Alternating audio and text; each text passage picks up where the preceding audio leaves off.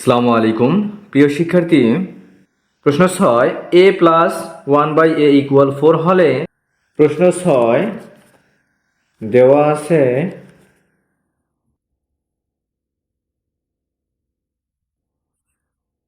a plus 1/a equal 4। আমরা এখানে লিখব প্রদত্ত রাশি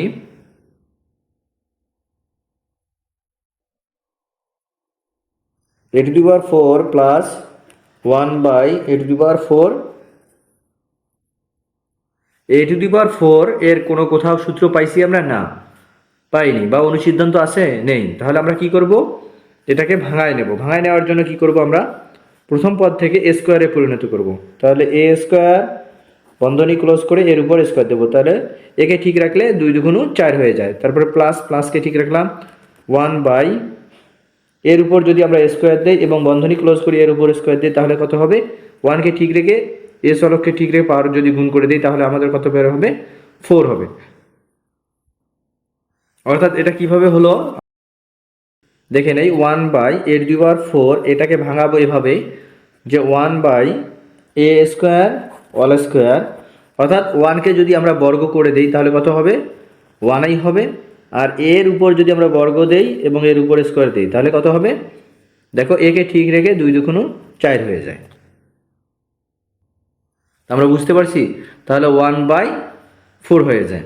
তা আমরা এভাবে 1/4 কে এভাবে লিখতে পারি যে 1/a স্কয়ার বন্ধনী ক্লোজ স্কয়ার ইকুয়াল, যেহেতু প্লাসের মান দেওয়া আছে তা আমরা প্রথমে প্লাসের সূত্রটি প্রয়োগ করব। তাহলে a বলতে a স্কয়ার, b বলতে 1/a square.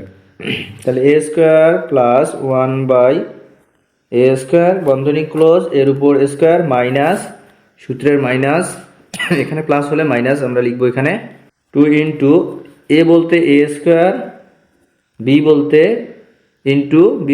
1/a square equal,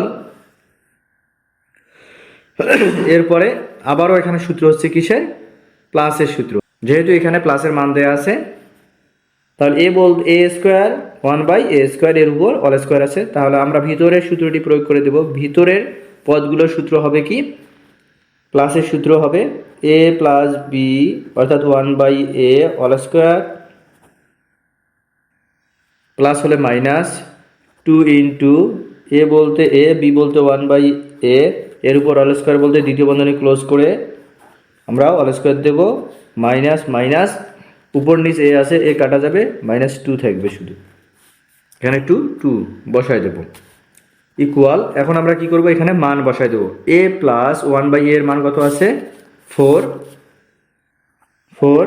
এর উপর স্কয়ার, যেহেতু প্রথম বন্ধনী আছে আমরা দ্বিতীয় বন্ধনীকে ঠিক রাখবো, মাইনাস উপর নিচ a আছে, a উঠে যাবে, -2 দ্বিতীয় বন্ধনী ক্লোজ এর উপর স্কয়ার -2 ইকুয়াল 4 কে যদি আমরা ক্যালকুলেশন করে দেই দ্বিতীয় বন্ধনীর ভিতরে তাহলে 4 4 16 অর্থাৎ 4 4 16 অর্থাৎ বর্গ করলে হবে 16 -2 প্রথম বন্ধনী উঠে যাওয়াতে দ্বিতীয় বন্ধনী আর থাকলো না, প্রথম বন্ধনী ক্লোজ করে এর উপর স্কয়ার -2 ইকুয়াল, প্রথম বন্ধনীর ভিতরে সংখ্যাগুলোকে আমরা ক্যালকুলেশন করে দেব। 16 থেকে যদি 2 বাদ দেই তাহলে কত হবে? 14 এর উপর স্কয়ার -2 ইকুয়াল 14 কে যদি আমরা ক্যালকুলেশন করে দিই তাহলে কত হবে? অর্থাৎ 14 দিয়ে 14 কে যদি আমরা গুণ করি কত হবে?